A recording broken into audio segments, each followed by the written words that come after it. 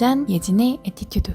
최종적으로 하고 싶은 건 사실 키트 사업이 아니라 상담까지 해줄 수 있는 센터를 만들고 싶은 그런 생각이 있었는데, 요게 이제 제가 전문성이 아직 없다 보니까 강사로서의 경력은 뭐 7, 8년 있지만 뭐 상담의 경력이라든지 아니면 미술 전공자도 아니기 때문에 요게 현실적으로 좀 가능할까? 그래서 그때 강사님이 얘기해 주셨던 게 그걸 정말 하고 싶으면 대학원을 가든지 조금 더 그런 노력들을 하게 될 수밖에 없다, 이렇게 말씀해 주셨던 것 같아요. 그때 최종적인 목표가 아까 말씀하신 상담까지 가는 어떤 상담까지라고 하면은 그 안에는 강의도 하고 키트도 제공하고 상담도 하면서 다 할 수 있는 하나의 오프라인 센터를 운영하길 원하시는 거잖아요. 또 이제 미술 쪽은 강사님도 더 아시겠지만 만약에 어떤 센터를 운영한다 그러면 아이들이 오든 성인들이 오든 개인이 오든 그 센터를 운영하는 원장의 어떤 이력, 특히 미술 쪽, 어떤 심리, 미술, 예술 이런 쪽은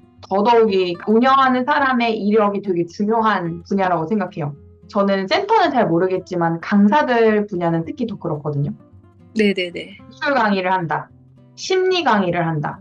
그러면은 그 강사의 어떤 공부한 내용들도 되게 중요하게 여겨지는 분야이기도 하고 일반적인 다른 주제에 비해서 더욱이 그런 분야라서 이 미술이 아이들 대상인지랑 성인 대상인지랑 뭐 개인을 대상인지랑 미술 학원을 운영하고 싶은 사람들인지랑 너무 다르잖아요, 대상이. 어쨌든 아이들이라는 거는 학부모들이 고객이 당연히 들어가는 거잖아요.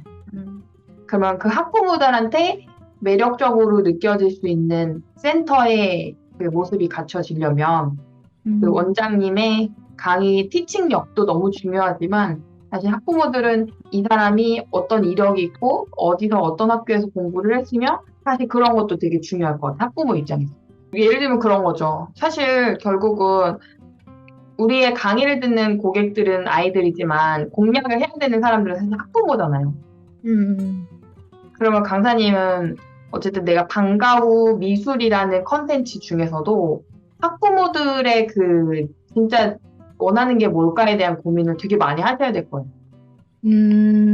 그게 단순히 학교가 좋아서 있을 수 있지. 그것도 당연히 있고 또 지역마다 또 다를 수 있지만 또 진짜 학부모들이 원하는 것들이 또 어떤 프로그램일 수도 있고 학교에서 다루는 것들을 예습할 수 있는 방과 후 미술이 될 수도 있고 저는 아직 학부모가 아니라서 정확하게 모르겠지만 학부모들이 원하는 미술, 방과 후 미술이 분명히 있을 거예요. 그리고 또는 그냥 프로그램도 당연히 있지만 요새는 엄마들이 아빠들이 맞벌이가 많다 보니 아이들을 밤에도 같이 해줄 수 있는 어떤 방과 후 커리큘럼이 있는 미술 센터다 그러면은 그것도 매력 있는 하나의 메리트가 되는 거죠. 그러니까 그런 뭔가 차별점을 계속 고민해야 되는데 그 차별점을 내 머릿속이 아니라 고객이 뭘 궁금해할까에 대한 그 시작점부터 계속 고민해야 될 것 같아요.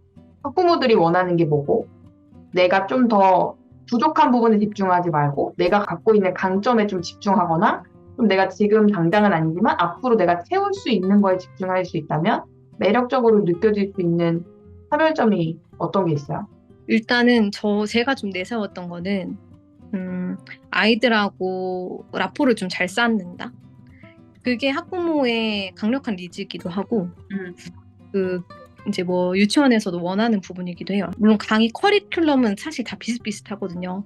이제 쓰는 것도 비슷하고 그리고 사실 만들어 가봤자 집에선 그냥 다 버려버려요.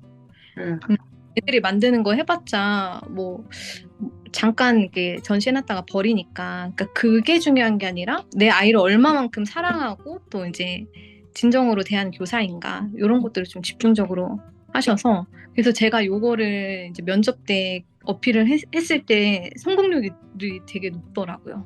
그런 것들을 어필을 어떻게 해요? 어떻게 증명해요? 그거를? 일단 뭐 학부모의 후기가 될 수도 있고 그리고 제 뭐 경험을 좀 들어서 이런 곳에서 수업을 했을 때 가장 많이 들었던 이야기 뭐 학부모의 이런 후기들을 들었고 그래서 이제 이거를 제 뭔가 그 수업 철학이라고 해야 되나? 이런 거에 좀 연관을 시켜가지고 그런 부분을 집중적으로 수업을 한다라는 것들을 좀 설명을 했던 것 같아요.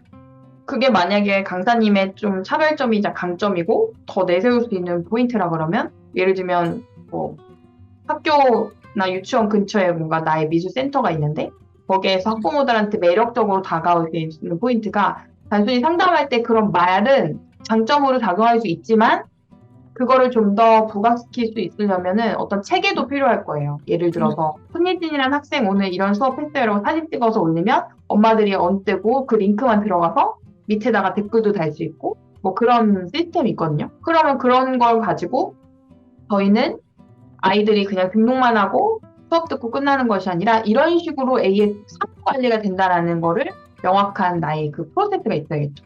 학생의 패들렛 하나를 이렇게 링크로 만들 수 있거든요. 하나의 판을. 그러면 학생 한 명에 대한 방과후 미술한 거 있으면 사진 찍어서 여기다 올리고. 그러면 이제 학부모들한테도 이 링크가 동일하게 진행되면 학부모들도 여기다가 댓글도 달 수 있어요. 학부모들한테 메시지 같은 경우도 그냥 카톡 이런 것도 좋지만 이게 기록이 되니까 한 번에 이렇게 취합이 되잖아요. 한 번에 딱 보이게. 이게 나중에 PDF로도 저장이 되고 그러니까 이런 식으로 학부모들한테 이렇게 메시지를 또 남길 수도 있거든요. 그래서 한 교사분은 그 학생들이 만약에 이렇게 16명, 20명이다 그러면 각 20명에 대한 그 학생들의 패들렛을 다 만들어가지고 학부모들한테도 이런 메시지도 쓰기도 하고 학부모들이 제일 궁금한 거는 우리 아이가 잘하고 있는지 잘 지내고 있는지 사실 그런 것도 궁금하고 선생님이 우리 아이를 또 어떻게 바라보고 있는지 그런 것들도 사실 궁금해하기 때문에 이런 걸 좀 많이 활용하셔도